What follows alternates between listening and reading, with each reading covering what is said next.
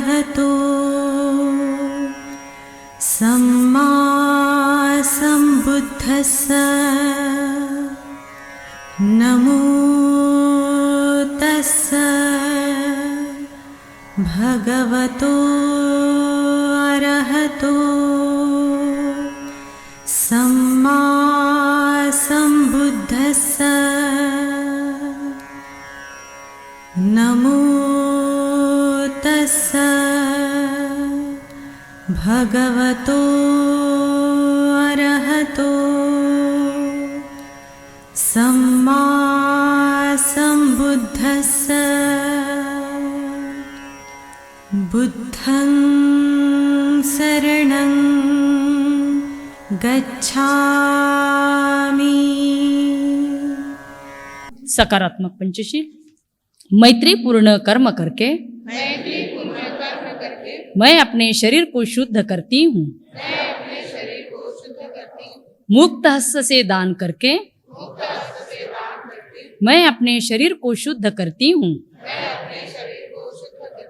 शांति, सादगी तथा संतुष्टि का पालन करके मैं अपने शरीर को शुद्ध करती हूँ। वणगंध गुणोपेतं एतं कुसुम संतति पूजयामि मुनिन्दस्य सिरिपाद सरोरुहे पूजयामि बुद्धं कुसुमेन नेनं पुयेन मेतेन लभामि मोक्षं वन्दामि चैत्यं सबठाणेषु प्रतिष्ठितं शारीरिकधातु महाबोधि बुद्धरूपं सकलं सदा।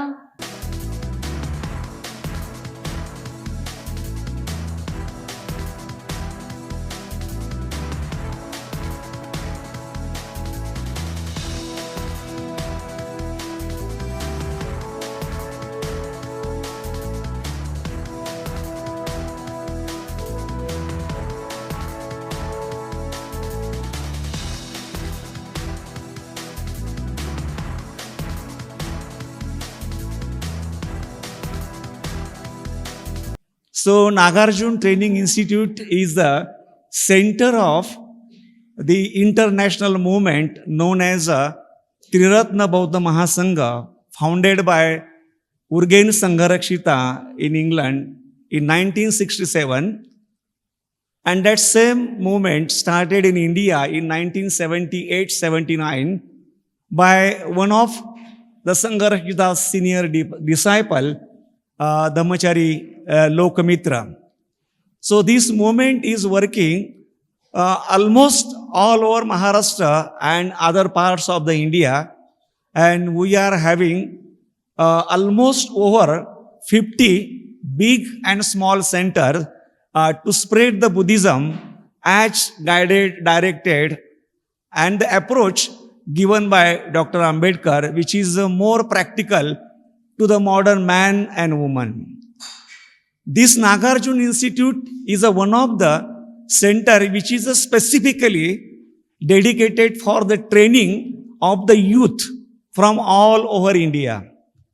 So this is not the ordinary center like other center which has got some very specific purpose, but this is the more to train the youth in Buddhism, the vision of Dr. Ambedkar, which is how he see the Buddha and how his approach was Buddhism, and how he look the Buddhism for India throughout the constitutional values. So this institute is working since last almost 22 years in this place, and we are running one residential course which is known as Buddhism, Dr. Ambedkar Thought and Social Action. Through that course, we teach basic Buddhism, then Dr. Ambedkar's approach to Buddhism and his vision for the enlightened India, or we can say the Prabuddha Bharat, and basic ideas in social action about community organization, community development, and running the organization. So we are having students from almost 26 states of India. So this institute is nothing but the mini India. People across the India come here, get training for 8 months, and after that, once they get fully trained or enhance themselves, they go back in their community and they start replicating the same work for their own community. We have got the students from mostly more than 50 different caste and community background. So we are actually aiming to create the atmosphere which Dr. Ambedkar actually envisages like a casteless society. So under that, we are developing this center for the all Ambedkarites, those believe Buddhism or not believe Buddhism, but at least believe on the Buddha's value, Dr. Ambedkar's vision of the enlightened India. And one day we believe that these people may convert or may like Buddhism as their one of the faith. The Lord Buddha was born under a tree. He was enlightened under a tree, and he passed away under a tree. भगवान बुद्ध जो है उन्हें बोधि प्राप्त हुई थी, वो जो उनका जन्म हुआ वो वृक्ष के नीचे हुआ, उन्हें बोधि वृक्ष के नीचे प्राप्त हुई और उनका महापरिनिर्वाण भी वृक्ष के नीचे ही हुआ था. Indeed, the Buddha spent much of his life in the jungle, in the forest. और भगवान बुद्ध ने अपना जो पूरा आयु है वो जंगल में बिताया था. Sometimes the people would ask the Buddha about the future, and sometimes he would answer. और कभी कभी लोग जो है भगवान बुद्ध से भविष्य के बारे में पूछते थे और भगवान बुद्ध उन्हें उत्तर दिया करते थे. But he would not answer like an astrologer. लेकिन वो कोई भविष्यवाणी जैसा उन्होंने कभी वक्तव्य नहीं किया. He would say, if this condition and this condition is fulfilled, then this will happen. If this condition and that condition is not fulfilled, then it won't happen. तो वो हमेशा कहते थे अगर इस तरह से कोई चीज होती है तो उस तरह से दूसरी चीज हो पाएंगी, अगर इस तरह से कुछ होता नहीं है तो उस तरह से दूसरी चीज जो है वो हो नहीं पाएंगी. And on one occasion he said, as long as the bhikkhus delight in living in the jungle and the forest, the world will not be without arahants. और जब तक भिक्षु जो है उन्हें जंगल में रहने में रुचि नहीं रहेगी तब तक वो कहते हैं कि अरहत जो है वो पैदा नहीं हो पाएंगे. This is one of the many teachings of the Buddha that refutes the mistaken belief that Dhamma teachings are only for the internal, in the personal, the private. But the Buddha always gave great importance to creating the most conducive conditions for everyone to grow in the Dhamma. तो वो जो उनका ये कहना है उससे ये सही में समझ में आता है कि बुद्ध का धम्म जो है वो केवल अपने अंदर की अपना अंदर का जो भी विकास करना है खुद के विकास के लिए ही सीमित नहीं है. तो हमें धम्म आचरण करने के लिए उस तरह से माहौल पैदा करना पड़ेगा जहाँ पर हम बड़ी सुविधा से धम्माचरण कर पाए. So when we read, we study the teachings of the Buddha, and we learn about the life of the Buddha, we are interested in the principles that can be derived and applied in our own lives. तो हम जब बुद्ध धर्म की शिक्षा लेते हैं उस वक्त हम देखते हैं कि बुद्ध के जो तत्व है वो किस तरह से हम अपने जीवन में ला सकते हैं. This is different to the practice in many other religions in which you are expected to believe in every event in the life of the founder. And if you don't, then it's a very serious issue. ये बड़ी महत्वपूर्ण चीज़ है कि जिसमें हम देखते हैं कि और जो बाकी धर्म है उसमें ऐसा कहा गया है कि जिसने भी ये धर्म निर्माण किया, जिसने भी धर्म शुरू किया, उसके जीवन में जो जो घटना हमें जीवन के बारे में जो जो घटना हमें बताई जाती है उस पर हमें विश्वास ही रखना पड़ता है, हम उसे नकार नहीं सकते. So for example, if a young person comes to us and says, it says in the Buddhist scriptures that when the Buddha was born, he took 7 steps and proclaimed that he was the greatest one. तो कभी कभी इस तरह से हो जाता है कि कोई जैसे कि कोई तरुण व्यक्ति जो है आके पूछता है कि ऐसा तो मैंने सुना है कि जब भगवान बुद्ध का जन्म हुआ उन्होंने 7 उन्होंने स्टेप्स लिए, वो चले 7 स्टेप्स पर और उन्होंने ऐसा कहा कि मैं सबसे बड़ा जो है विश्व का सबसे बड़ा धर्मगुरु हूँ. And the young person says, I have scientific background, I am modern person, I cannot believe such a thing is possible. तो मैं तो पढ़ा लिखा आदमी हूँ, मैं आधुनिकता में विश्वास रखता हूँ, तो मैं ऐसी चीज़ों पे तो विश्वास नहीं रख सकता हूँ. So do not fall into the trap of other religions and say you should believe. If you don't believe, it will be very bad karma. तो जिस तरह से दूसरे धर्म में बताया है कि नहीं, हमें जो भी बताया है धर्म में उसमें तो हमें विश्वास करना ही है, इस तरह से आप भी मत कीजिए. So you say, yeah, it's very difficult to believe. तो हमने कहना है कि हाँ सच में यह इस चीज पे विश्वास रखना बहुत मुश्किल बात है. And you don't have to believe. और आपको विश्वास रखना भी नहीं है. But remember that rejecting this is also expression of a belief. I believe this is not true. और जिस तरह से हम इसको नकार देते हैं वो भी एक तरह से एक विश्वास ही है कि मैं इसको स्वीकारता नहीं हूँ, वो भी एक विश्वास है.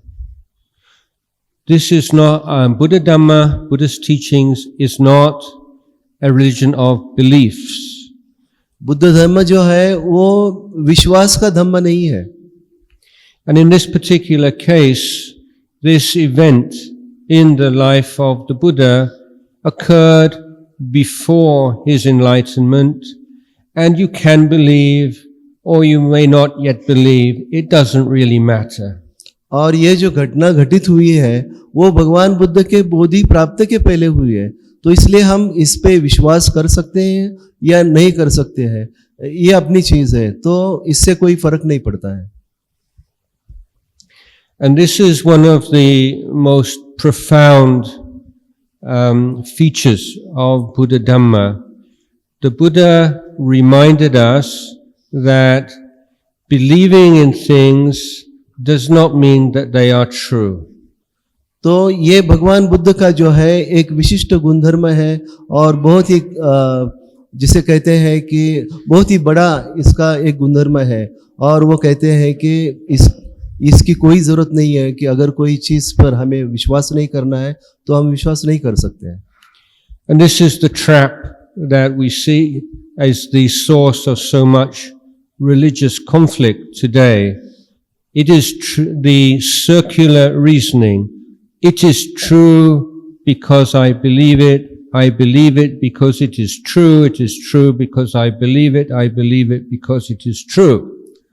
तो इस चंगुल में बहुत सारे धर्म फंसे हुए हैं और उसमें कहा जाता है कि ये सत्य है क्योंकि मैं इस पे विश्वास करता हूँ और मैं इस पे विश्वास करता हूँ इसलिए ये सत्य है। So the Buddha's teachings are provable. They are verifiable, but they are not verifiable by everybody. तो भगवान बुद्ध की जो भी शिक्षा है उसे हम सिद्ध कर सकते हैं, उसे हम खुद अपने अनुभव से देख सकते हैं वो सच है या झूठ है। And in those teachings which you are not yet able to verify, you take them on trust, just like a scientist would take a working hypothesis. और जो भी शिक्षाएं हैं जिस पे हम अभी विश्वास नहीं कर सकते हैं, जो हमें समझ में नहीं आता, जिसकी हम अनुभूति अभी नहीं ले सकते हैं, लेकिन उस पे हम एक प्रकार विश्वास रखते हैं क्योंकि ये भगवान बुद्ध ने हमें कही है।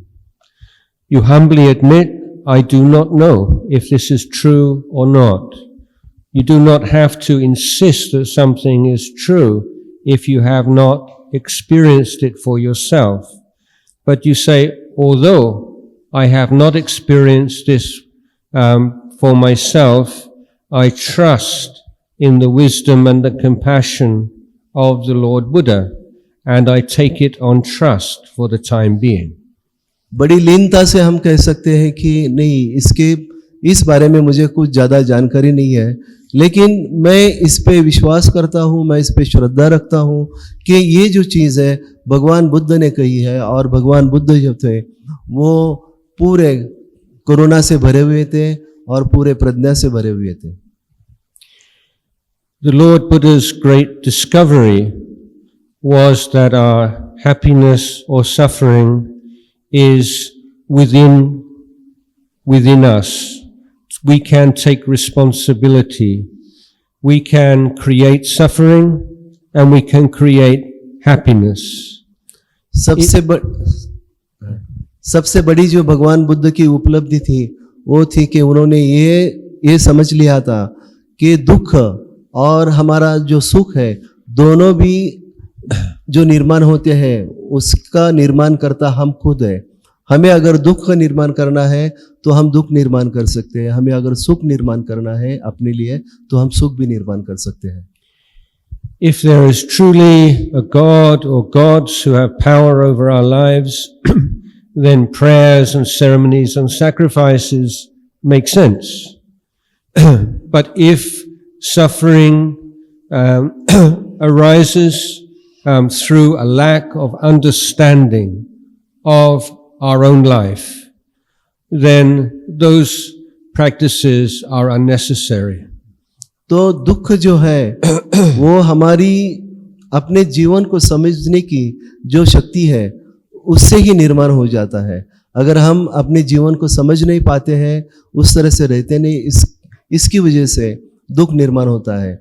अगर ये दुख भगवान के वजह से, देव देवताओं के वजह से अगर निर्माण होता तो शायद ये पूजा और कर्मकांड का कोई स्थान होता।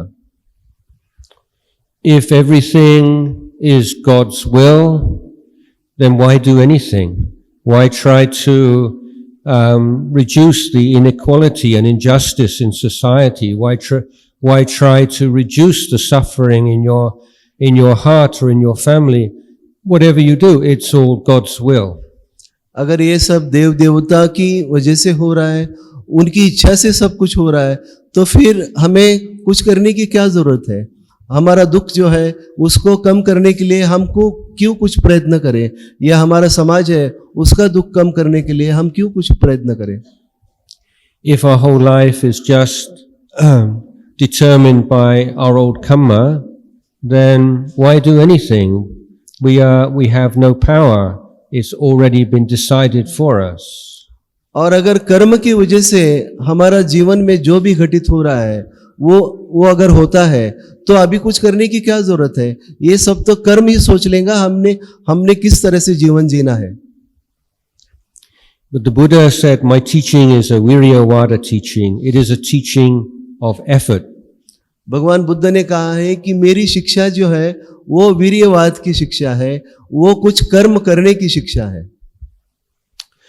The Buddha says, because we do not understand the true nature of things, we have unwise desires or tanha. तो हम भगवान बुद्ध कहते हैं कि हमें वस्तु मात्र की जो सत्यता है वो समझ में नहीं आती है, इसलिए हम इस तरह से मूर्खतापूर्ण जीवन हम जीते हैं. And as long as these unwise desires and the greed and the hatred and the delusion are still present in our mind, whatever worldly success we have will not be able to bring us true happiness. और जब तक इस तरह की मूर्खतापूर्ण की कृति हम करते हैं, हम में क्लेश है जो कि द्वेष, लोभ और मोह, ये जब तक हम में है तब तक हम दुख से परे नहीं हो सकते. So we could compare it to having some stomach bug or some that's causing dysentery. थोड़ा सा हम इसका उदाहरण जो है, जैसे हमें अतिसार हुआ है उससे लगा सकते हैं. If we're suffering from dysentery, then we can take any kind of delicious food and wholesome food and food with vitamins and proteins and all the things that the body needs. But instead of doing its job due to the dysentery bug, then all those good things become blood and mucus. तो ऐसे समझिए कि हमें हैजा की बीमारी हुई है और हम जो है उसका इलाज करने के बजाय कुछ और विटामिन्स ले रहे, तो अगर जब तक हैजा जारी है तब तक उसका तो कुछ फायदा होने वाला नहीं है. So we sabotage ourselves. तो इस तरह से हम एक तरह से उस कैद में हम खुद को डाल देते हैं. Yesterday in the traffic I saw a sign saying crash prone area, and I was thinking we are all human beings, we are crash prone areas. तो कल हम लोग जब सफ़र कर रहे थे उस वक्त मैंने पढ़ा, एक बोर्ड पे लिखा था कि यहाँ पर जो है अपघात हो सकता है. तो मुझे ऐसा लगा कि नहीं, हम तो जो मनुष्य मात्र है वो अपघात के लिए कभी भी तैयार है. It is very easy for us to suffer and difficult to be happy. Even so some pleasure, it lasts for a very short time. तो दुखी होना हमारे लिए बहुत सहज बात है, लेकिन सुखी होना उतनी ही गहन बात है. But it doesn't have to be like that. लेकिन इस तरह से होना कोई जरूरी नहीं है. So if we put all philosophies and teachings aside and come and look at our experience as a human being, अगर हम पूरी शिक्षा जो है थोड़ी देर के लिए अलग से रखते हैं और खुद को केवल एक मनुष्य मात्र करके देखना शुरू करते हैं, if we are honest, we will have to accept that often we are not at all as autonomous or as in charge of our life as we would like to think. अगर हम सही माने खुद को देखते हैं तो ये समझ में आ जाएगा कि हमारा खुद पे कोई नियंत्रण नहीं है. Somebody praises us and we feel happy. Someone criticizes us, we feel unhappy. Something good happens, we feel happy. Something bad happens, we feel unhappy. तो किसी ने हमारी स्तुति की तो हम खुश हो जाते हैं, किसी ने हमें दुख दिया, दुखी करने की बात बताई तो हम दुखी हो जाते हैं, किसी ने अच्छा कहा तो हमें अच्छा लगता है, किसी ने बुरा कहा तो हमें बुरा लगने लगता है. Our actions are conditioned to a great deal by whatever is happening around us. तो हम जो भी कृति करते हैं वो हमारे इर्द गिर्द जो कुछ भी घटित होता है उस पे निर्भर है. So let's say you start to practice meditation and develop mindfulness. कल्पना कीजिए कि हमने ध्यान करने का सोचा है और हम श्रुति सांप्रजन्य का सराव करने लगते हैं. And you have a certain amount of mindfulness present in your mind at one moment. और ऐसा इस तरह से कल्पना कीजिए कि हम में कुछ तो स्मृति पहले से ही स्थित है. and then somebody says something or does something which is very unpleasant to you. और कोई कुछ आके कहता है, कुछ हमारे साथ में चेष्टा करता है, तो थोड़ा सा वो दुख देने वाली बात हो जाती है. And at that moment, you can observe that there is a gap between the stimulus, meaning the unpleasant word or action, and your reaction. तो उस वक्त हमें देखना है कि जब उसने हमारे साथ कुछ हरकत की है और हमने उसको जो प्रतिक्रिया व्यक्त की है, ये दो चीजों में थोड़ा जो है अंतर है, अंतराल है. And this is the function of mindfulness. It creates this gap between impact and reaction. तो इस तरह से कुछ होना और उस होने से हमने कुछ प्रतिक्रिया व्यक्त करना, इसमें जो अंतराल है वो जो है वो श्रुति का अंतराल है. And in that gap, wise thinking, wisdom can arise. How should I respond to this action? What is right? What is wrong? What is appropriate? What is inappropriate? What would be the short-term results? What would be the long-term results? और इस अंतराल में हम सोचते हैं कि अभी ये जो भी घटित हुआ है उसे हम किस तरह से प्रतिक्रिया या प्रतिसाद दें. हमने अगर इस तरह से प्रतिसाद दिया तो इससे क्या हो सकता है, और हमने अगर इस तरह से प्रतिसाद दिया तो उसका नतीजा क्या हो सकता है, ये सोचने के लिए हमें वक्त मिल जाता है. So with mindfulness, you have many choices. Without mindfulness, you have none, or very few.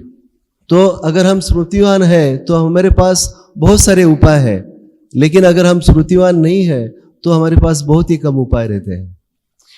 So this is something that all of us can observe. This is very not beyond anybody to see that moment where being present, being aware, being mindful gives you a choice that you would not have if you were not mindful. तो ये जो चीज है वो कोई बड़ी चीज नहीं है, ये हर किसी के शक्ति के अंदर है, हर कोई इसे कर सकता है. और वो कहती है कि अगर हम स्मृतिवान हैं तो हमारे पास बहुत सारे उपाय उपलब्ध हो जाते हैं. हम अगर स्मृतिवान नहीं है तो इतनी उपलब्धि हमारे पास नहीं होगी.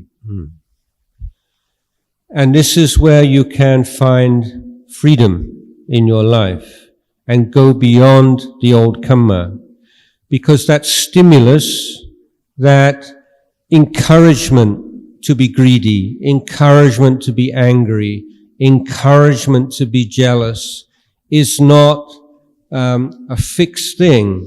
It's not your destiny. It is your destiny if you do not train your mind using the Buddha's tools of the Eightfold Path. But with the Buddha's tools of the Eightfold Path, you do not have to follow.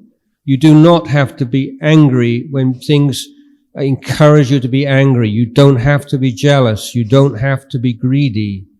This is the freedom that the Lord Buddha taught us.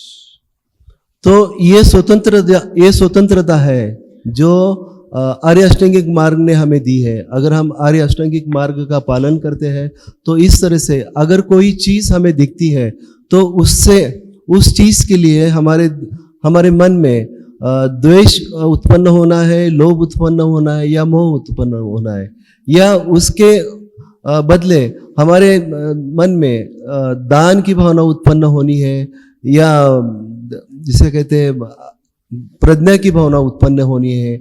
ये उपलब्धि हमारे पास है. और अगर हम आर्य अष्टांगिक मार्ग लेके चलेंगे, उसे हम हमारे जीवन में अगर लाएंगे तो इस तरह से हम अपनी स्वतंत्रता से हम ये निर्णय ले सकते हैं. So this is the challenge that the Lord Buddha gave. He said, look at your life, look at your body, look at your mind, observe and learn from your experience. और भगवान बुद्ध ने कहा है कि अपने शरीर को देखो, अपने मन को देखो, अपनी भावनाओं को देखो. और इस तरह से ये आह्वान जो है उन्होंने हमें दिया है कि खुद को देख लीजिए और हम खुद सोच लीजिए कि हमें क्या करना है. There was one man who came to see my teacher, and he said, Bhante, I have so much anger in my heart. What can I do? तो एक व्यक्ति था जो मेरे जो पूजनीय गुरुजी थे, उन्हें देखने आया और उसने उन्हें कहा कि बंते मैं क्या करूं, मुझे बहुत ज़्यादा द्वेष आता है, बहुत ज़्यादा गुस्सा आता है. And my teacher Ajahn Chah said, show it to me. Show me your anger. और मेरे जो पूजनीय गुरुजी अजान शाह थे, उन्होंने बताया कि उसे कहा कि वो गुस्सा जो है तुझे मेरे सामने रख दे.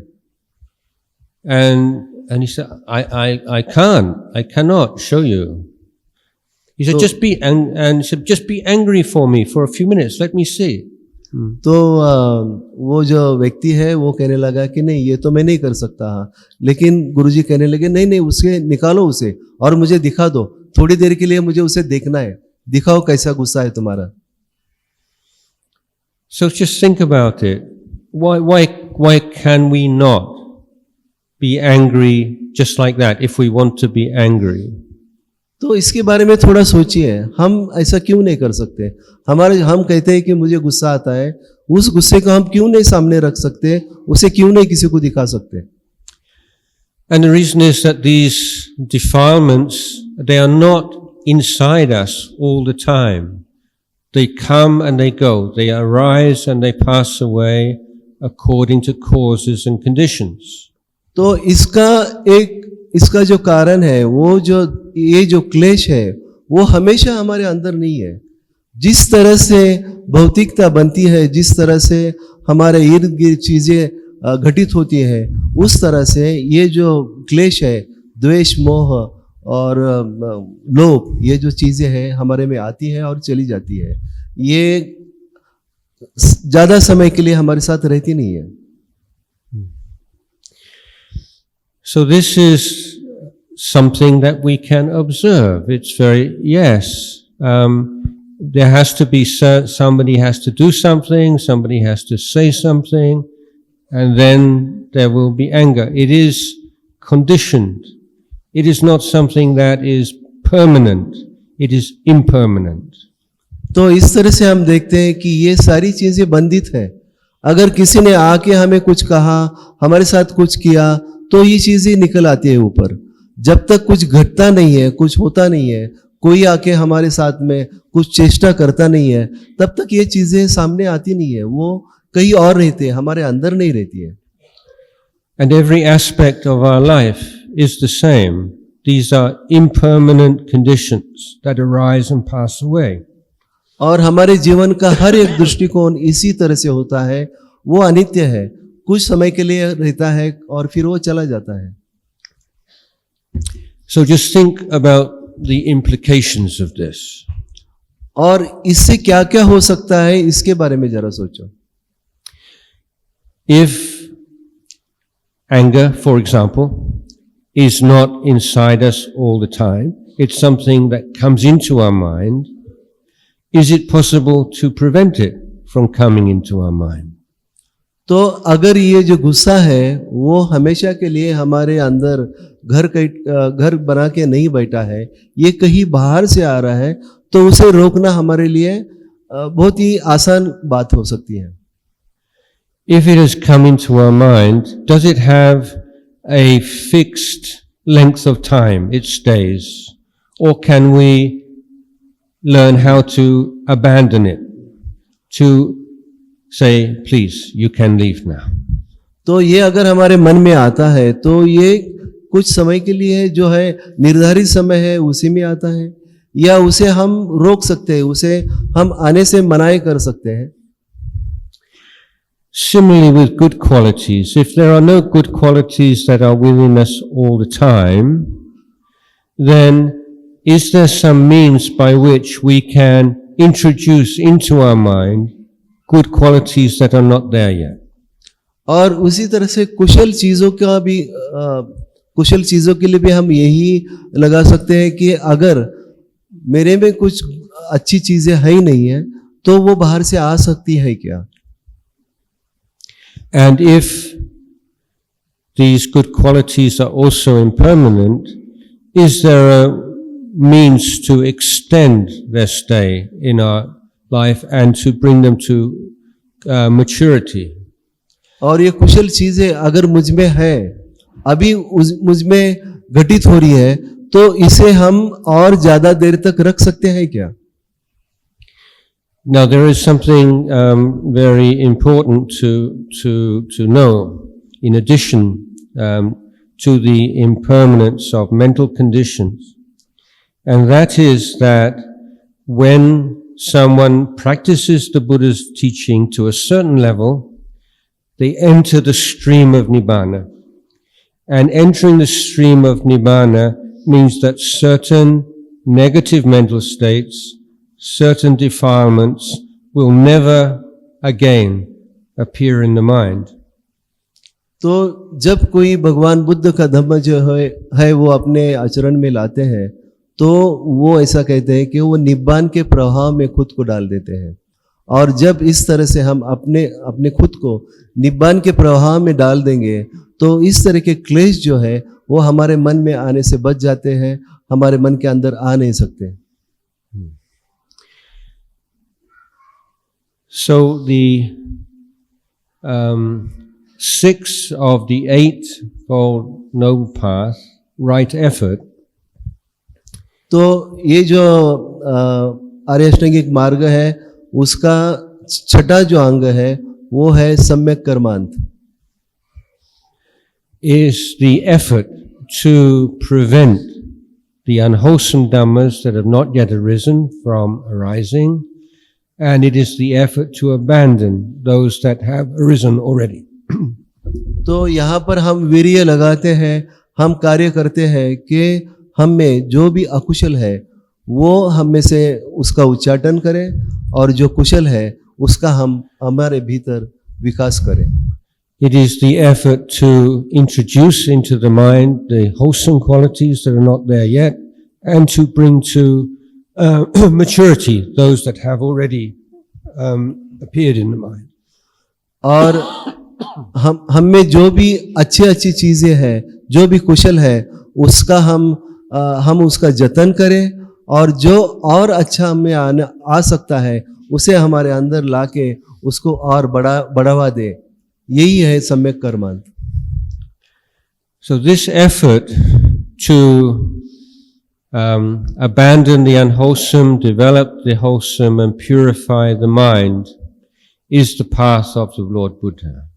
भगवान बुद्ध का जो धर्म है वो है कि जो कुछ हम में अकुशल है उसका उच्चाटन करें, और जो कुछ कुशल है उसको हम अपने अंदर विकास करें।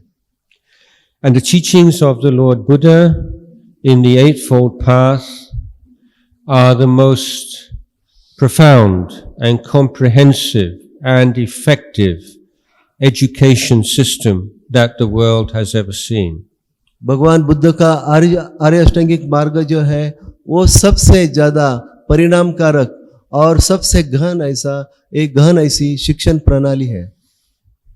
So this is a unique vision of religion. It is a vision of religion as an education of the whole of the human being, their actions, their speech, emotions, thinking. It covers every aspect of human life. ये है काया, वाचा और हमारे मन को देखने वाली दृष्टि जो सबसे विशिष्ट ऐसी है जो इस धम्म में शामिल है। And we become truly Buddhist, we become truly human being through adopting this path of practice and taking on this education. तो बुद्ध धर्मीय बनना ये एक अर्थ से सच्चा इंसान बनना है जो कि बुद्ध के धम्म को अपने जीवन में आचरित करता है। So the practices of requires a harmony between the outer and the inner. तो हम जो भी व्यायाम करेंगे, ये जो आचरण करेंगे, उसमें हमारे अंदर और बाहर इसमें सुसंवादित होना जरूरी है। and the inner affects the outer, and the outer affects the inner. तो हमारे जो कुछ भी अंदर है उसका परिणाम बाहर हो जाता है, और बाहर जो कुछ भी चीजें हैं उसका हमारे अंतर मन से परिणाम हो जाता है. So let's look at the relationship between wisdom and compassion. तो थोड़ी देर के लिए जो प्रज्ञा है, जो करुणा है, इन दोनों में क्या संबंध है उसे देखेंगे. The Lord Buddha was enlightened with wisdom. भगवान बुद्ध को जो बोधि प्राप्त हुई थी वो प्रज्ञा से हुई थी. The expression of the Buddha's wisdom was compassion. और इस प्रज्ञा का जो कार्यभाव था वो था करुणा. So we can see that wanting to help other people, having a very pure intention to do good in the world is not enough. We need wisdom also. तो हम देख सकते हैं कि सिर्फ लोगों को मदद करना करुणा से, या हम कहते हैं कि दया से लोगों को मदद करना इतना ही पूरा नहीं है, तो उसके साथ में हमारे साथ प्रज्ञा होना भी जरूरी है. Without that understanding, we can see many cases of people who are so convinced of the purity of their compassion that they steamroller over other people's needs and perspectives, and they're so sure, I'm right, I'm doing this for you, that they don't listen, they don't know that use their wisdom in how to communicate what they believe will be of assistance to others. तो इस तरह से अगर हमारे साथ प्रज्ञा नहीं है तो कुछ लोगों को हम देखते हैं कि वो कुछ अच्छा काम करना चाहते हैं, और वो लोगों के लिए वो समझते हैं कि मैं जो कुछ भी कर रहा हूँ वो उसके लिए अच्छा ही है, लेकिन वो ये नहीं समझ पाते कि सच में ये बात मैं जो कर रहा हूँ वो सही है नहीं. तो अगर हम जो कुछ भी करते हैं उसे अगर देखना है ये सही में हम सही माने हम ठीक कर रहे हैं या नहीं, किसी के लिए अच्छा कर रहे हैं या नहीं, तो इसके लिए हमारे साथ में हमारी जो दया है या हमारी जो करुणा है उसके साथ में प्रज्ञा होना बहुत ज़रूरी है. Many years ago, in 1976, I was in Kathmandu. काफ़ी साल पहले 1974 में मैं काठमांडू में था, नेपाल में. This was before I became a monk. और उस वक्त मैं भिक्खु नहीं बना था. And while I was there, this very rich young woman from America flew into Kathmandu. तो जब मैं वहाँ पर था तो एक महिला थी जो काफ़ी धनवान महिला थी जो काठमांडू आई थी. She had never been in Asia before. और उसने कभी एशिया में इसके पहले कभी प्रवास नहीं किया था. And she was so full of compassion for the beggars and for the poverty that she saw.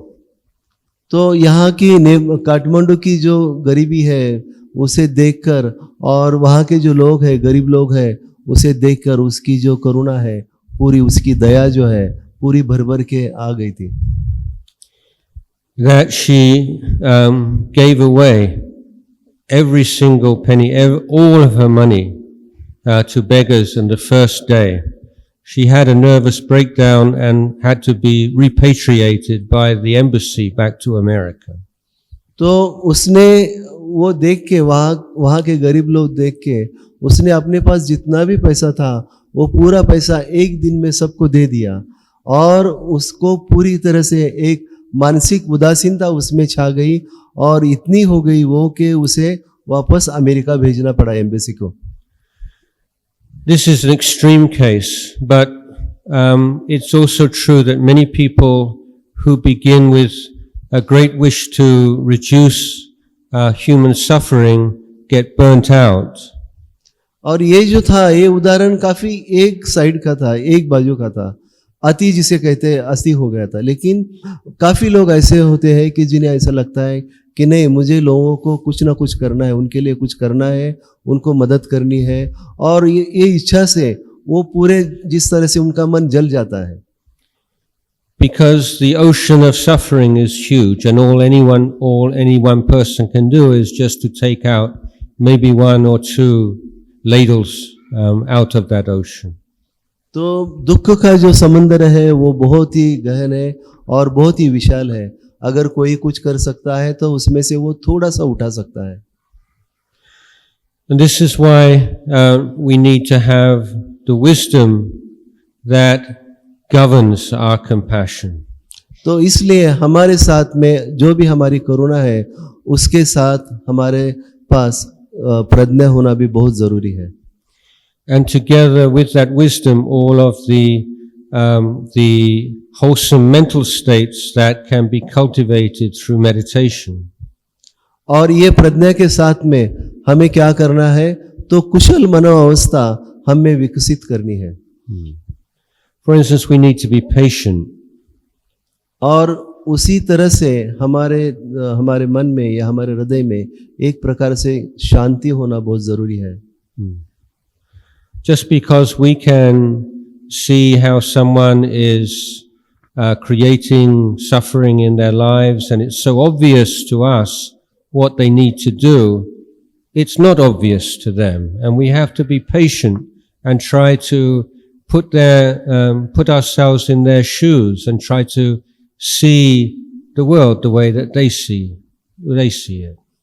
तो जब कभी हम कोई दुखी व्यक्ति को देखते हैं तो हमारा एक अपना खुद का नजरिया रहता है और हम सोचते हैं कि नहीं, यह करने से इस व्यक्ति का दुख दूर हो सकता है। लेकिन इस ऐसे माहौल में, ऐसे समय पर हमने प्रज्ञा से देखना है कि सच में हम जो समझते हैं जो ये इस व्यक्ति के लिए अच्छी चीज है वो सच में है क्या नहीं। And we have to learn communication skills. These are not things that just come naturally with compassion. और उसके साथ में हमें एक प्रकार से किसके साथ में संवाद करना है, उसका कौशल्य भी सीखना है। ये सब चीजें ऐसे ही नहीं आती है। How you say something, how you express it, your tone of voice, your body language, all these things have more an impact than the content of your words. हमने किस तरह से बात करनी है, हमारा स्वर किस तरह से होना चाहिए उस वक्त, हमारा शरीर किस तरह से रहना चाहिए उस वक्त, ये सब चीजें बहुत ही मायने रखती है। Another important quality that we develop in meditation that helps us in our efforts to help others is the understanding of the worldly dhammas.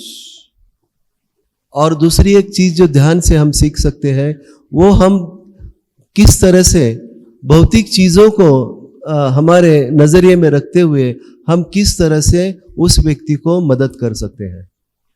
Particularly praise and blame.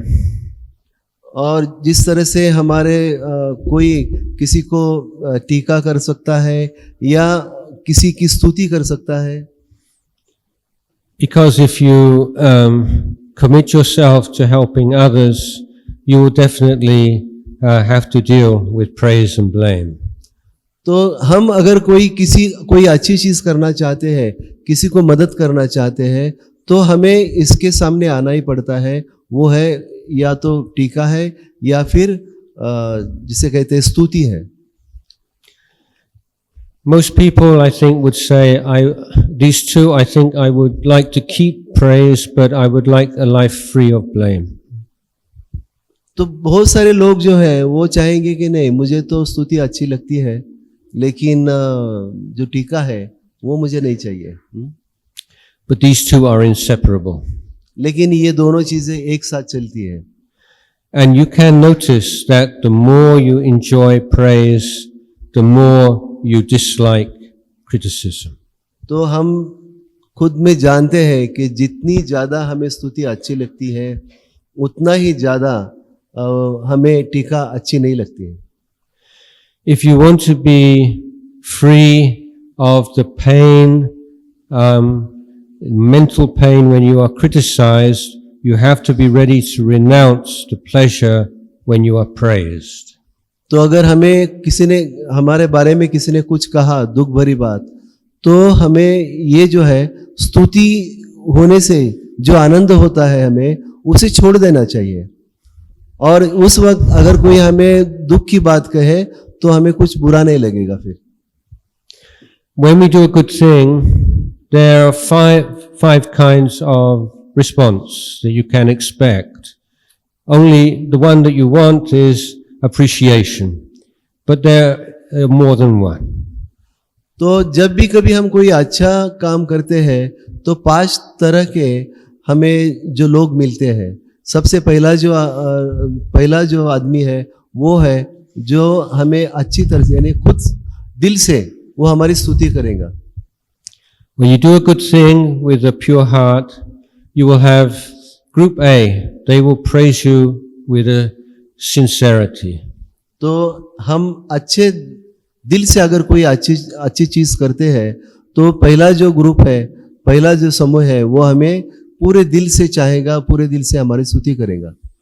Group B will praise you in order to flatter you. They want something from you. दूसरा जो group है, दूसरा समूह है, वो हमारी स्तुति करेगा किस लिए? कि कुछ वो हमसे लेना चाहता है, कुछ हमारे से निकालना चाहता है, इसलिए हमारे साथ मीठी बातें बोलेगा। Group C will be indifferent. They don't see what all the fuss is about. और 3 नंबर का जो समूह है उसे कुछ फर्क नहीं पड़ता हमने कुछ अच्छा किया या बुरा किया, वो कुछ भी प्रतिक्रिया नहीं देगा। Group D are jealous. और ग्रुप डी जो है, चौथा जो ग्रुप है, वो हमारा मत्सर करता है एक तरह से।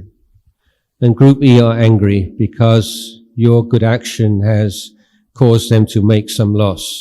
और सबसे आखिरी जो है ग्रुप ई जो है, तो हमारे कुछ अच्छे करने से उसका कुछ तो बुरा हुआ है, इसलिए वो हमारे साथ में गुस्से में है, द्वेष करता है हमारा।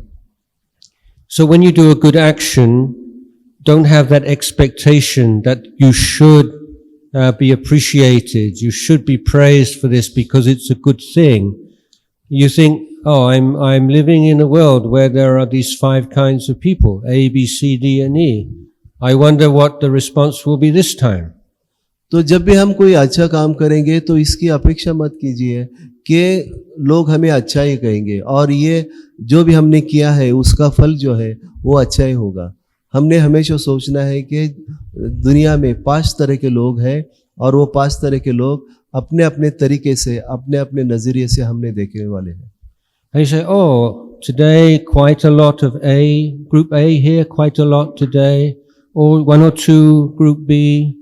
Oh, quite a few Group D, they don't understand what I'm doing. Oh, there's 1 or 2 Group B, there's a few jealous people and that person over there is angry. And you understand it's normal, it's natural. This is the human realm, this is not heaven realm. We're living in a world of defilement. How could it be any other way? तो हमें ये इस बात को पूरी तरह से समझ लेना है कि हम जो रहते हैं, हम जो जी रहे हैं, वो क्लेश के जीवन में जी रहे हैं। पूरा क्लेश भरा जीवन है, ये जिंदगी पूरी क्लेश भरी है। तो ऐसा मत सोचिए कि आज आज ग्रुप डी वाले ही ज़्यादा थे, उन्होंने बहुत ज़्यादा मुझसे जो है मत्सर किया है, वो बहुत ज़्यादा जलस है। या ऐसा मत कहिए कि आज ग्रुप ए वाले बहुत ज़्यादा थे, वो बहुत मेरी स्तुति कर रहे थे, या ग्रुप सी वाले कम पड़ गए। इस तरह से मत सोचिए। ये 5 ही तरह के जो लोग हैं वो हमेशा हमारे साथ रहने वाले हैं। So the toxic thought, the one that causes so much unnecessary suffering, is this simple word should. And maybe we can say should not. Just notice how much suffering comes from those 2 words. तो हमने खुद में देखना है कि इस तरह का विष भरा जो भी वर्ताव है लोगों का, उससे हमारे दिल में क्या उत्पन्न होता है और उसे हम किस तरह से प्रतिसाद देते हैं। He should be like this. She shouldn't say things like that. They should do this. They should not be like that. He should not say such a thing. So whenever we have should, then we are imposing the expectation on life. We are not observing the way things are. तो उस व्यक्ति ने इस तरह से रहना चाहिए, उस व्यक्ति ने इस तरह से कुछ करना चाहिए, उसने ऐसा करना चाहिए, उसने वैसा करना चाहिए। ये जो अपेक्षा है, ये अपेक्षा जो है उससे हमारे जीवन में जो दुख है वो निर्माण हो जाता है। If we were to go into the forest or anywhere in the evening and a mosquito bites us, we don't like it, but we don't say that mosquito should not bite me. We know it's just normal for a mosquito to bite us. हम अगर कोई जंगल में जाते हैं या कहीं बैठे हैं और कोई मच्छर आके हमें काट लेता है, तो हम ऐसा नहीं कह सकते कि नहीं वो मच्छर ने ऐसा नहीं करना चाहिए था। तो ये समझ लेना चाहिए कि ये तो नैसर्गिक है, ये तो निसर्ग है। मस्कीटो का स्वभाव ही है, मच्छर का स्वभाव है कि वो काटे। So this in Dhamma, we are moving away from this idea, it should be like this, it shouldn't be like that. We are looking, why is it like this? What are the causes and conditions that make it like this? What can we do about the causes and conditions? Which need to be done first? Which are urgent? Which are important right now? Which can we leave? So we need this very wise mind to look at life and learn from life, observe from life, and learn how to solve problems without prayers, without ceremonies, without sacrifices. तो धम्म जीवन तभी शुरू होता है कि जब हम ये कहना बंद कर देते हैं कि नहीं, ये ऐसा होना चाहिए, वो वैसा होना चाहिए, इसने ऐसा करना चाहिए, इसने वैसा करना चाहिए। तो जब हमारा धम्म जीवन शुरू हो जाता है तो उसकी ये ऐसा करना चाहिए कि जगह ये ऐसा क्यों है, ये क्यों घटित हो रहा है, इसे मैं क्या कर सकता हूँ, इसे बदलने के लिए मुझे क्या कार्य करना चाहिए। इस तरह से जब हमारा स्वभाव हो जाएगा तो सही मायने में अपना धम्म जीवन जो है शुरू हो सकता है। So our identity as Buddhists is we are problem solvers. We are the problem solving religion. तो एक बौद्ध धर्मीय होने के नाते हम जो है वो कोई भी सवाल है उसे छुड़वाने की कोशिश करते हैं, ये हमारा स्वभाव है। And it's good to clarify, articulate your identity as a family. If there is some argument, some conflict in the family, don't make it conflict between parent and child, husband and wife, and make this division. We say, we have a problem. We have a problem. We are a problem-solving family. Let's all get together and see how we can solve this problem that we have. तो एक बौद्ध धर्मी होने के नाते हमारी पहचान है कि हम कोई भी चीज हो उसे निपटाने की कोशिश करते हैं, उसे सुलझाने की कोशिश करते हैं। हमारा जो परिवार है उसमें भी कोई अगर विसंवाद हो तो उसे किस तरह से हम सुलझा सकते हैं, इस पे हमारा ध्यान होना चाहिए, क्योंकि ये हमारी पहचान है। हम बौद्ध धर्मी हैं और हम जो है हर एक जो भी जिसे कहते हैं कि हमारी चिंता है या कोई प्रश्न है हमारे सामने, उसे हम सुलझाने की हमेशा कोशिश करते रहेंगे। So we have this wonderful heritage we receive from Lord Buddha, heritage of dana, heritage of sila, heritage of bhavana. ये हमें जो भगवान बुद्ध से विरासत जो मिली है वो है दान की, शील की और भावना की। ये विरासत हमें सीधे हमारे भगवान बुद्ध से मिली है और हम बड़े भाग्यशाली है जिसे हमें जतन करके रखना है। So be kind, be generous. करुणावान रहिए और दानी रहिए। Keep the precepts. You look after the precepts will look after you. और हमने हमारा जो पंचशील है उसे रखना है, उसे बड़ी गहनता से रखना है। अगर हमने पंचशील का रक्षण किया तो पंचशील हमारा रक्षण करने वाला है। Meditate, learn how to look after your mind. और उसी तरह से हमें ध्यान करना है, क्योंकि हमारे चित्त को भी हमें देखना है। In every country of the world, as the material standard of living starts to rise, then parallel with that, there is an increase in thinking illnesses, anxiety, stress, depression. These are all avoidable illnesses.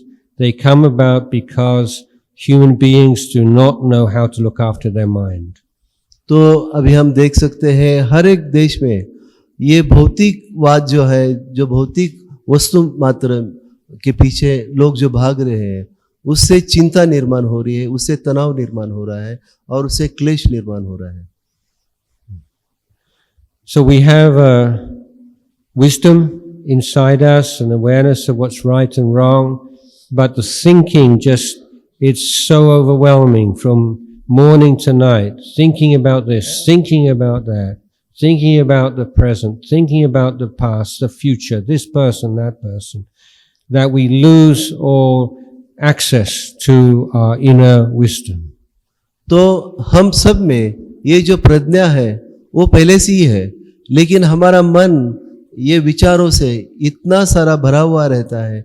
हमारे वर्तमान के बारे में हम सोचते हैं, हमारे भूतकाल के बारे में सोचते हैं, हमारे भविष्यकाल के बारे में सोचते हैं, और ये सोच इतनी ज़्यादा चलती है तो उसका जो आवाज़ है, जो प्रज्ञा का आवाज़ है, वो हमारे तक पहुंचता नहीं है। So look within, learn how to let go of thinking, learn how to see what is going on inside. And the more you understand yourself, the more you understand other people, because the things that you see in your own mind are exactly the same things that are happening in other people's minds. तो हमें ध्यान करना है और खुद को देखना है। जितना हम खुद को ज़्यादा देखेंगे, खुद को ज़्यादा पहचानेंगे, उसी तरह से हम दूसरों को भी पहचानना शुरू करेंगे। क्योंकि जिस तरह से जिंदगी हमारे साथ में जो कुछ भी कर रही है, उसी तरह से दूसरों के बारे में भी वही चीज़ है, क्योंकि हर एक मनुष्य मात्र है, सब एक जैसे हैं। So these are a few reflections on Dhamma of the Great Buddha that I would like to share with you today, where you take them away and reflect upon them, and anything that's of use to you, then remember it and integrate into your life. Anything I said not so much, you can throw away, it's okay. Just keep the good things. And may you all be well, may you all be happy, may you be strong, healthy, may you live together in harmony with kindness and patience and mutual respect and love. तो आप सब एक दूसरे के साथ में सुसंवादित रहे, आप सभी आनंदी हो, सुखी हो, और जितना कुछ भी उन्होंने अच्छा कहा वो आपने सबको समझ लिया है। तो आज की जो धम्मदेशना है वो ये कुछ शब्द की धम्मदेशना मैं यहाँ खंडित करता हूँ। Thank you very much, Venerable. We have touched various aspects of the Dhamma in a very simple language, and I think people will definitely take it away and integrate their life and practice. बहुत बहुत धन्यवाद नंदे जी, उन्होंने अपने इस धम्म देशना में धम्म के कई पहलुओं को स्पर्श किया है, तो उसका जो प्रभाव असर वैसा की वैसा रहे, इसलिए मैं उसके ऊपर कुछ भी टिप्पणी नहीं करना चाहता। लेकिन मैं दो ही पलों पे केवल इस प्रोग्राम में यहाँ पर नंदे जी, उनका जो भिक्षु संघ यहाँ पर उपस्थित है, उन सभी का मैं बहुत बहुत आभार व्यक्त करता हूँ। उनके प्रति मैं कृतज्ञता व्यक्त करता हूँ। उनके साथ ही उनका ये जो उपासक संघ है, ले संघ है, उनके भी प्रति मैं धन्यवाद देता हूँ। I thank you very much for the lay sangha just accompany with the venerable. उसी के साथ साथ आप सभी जो भाई बहन यहाँ पर बहुत ही कम समय में जो जानकारी आपको प्राप्त हुई, और उसी की बदौलत आप यहाँ पर इस दोपहर के समय में उपस्थित रहे, शांतता से इस धम्मदेशन को आपने ग्रहण किया है, तो आप भी उतने ही धन्यवाद के अधिकारी है। तो आप सभी को मैं धन्यवाद देता हूँ, और खास करके हमारे भाई जीवक, उन्होंने बंदे जी का जो अनुवाद है बड़ी सरल और सहजता से हमारे तक पहुंचाया है। तो धम्माचार्य जीवक, इनका भी मैं तहे दिल से आभार व्यक्त करता हूँ। और इस पूरी जो कार्यक्रम की जो तैयारी है, आज यहाँ आवाज इंडिया की टीम है, नागलोक की भी टेक्निकल टीम है, और हमारी जो नागलोक की चमू है, उन्होंने जो पूरी तैयारी की है, उन सभी का मैं तहे दिल से धन्यवाद अदा करता हूँ।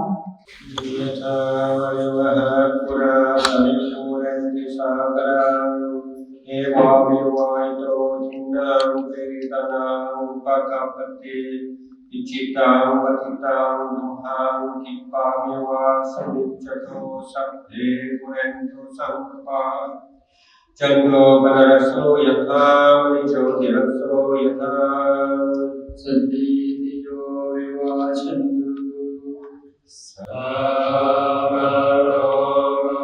विनाशतो मादेव मद्वन्दरायो सुखी दीर्घायुको भव आभिवादन सिरे सहितं गुणापचारिणो Jana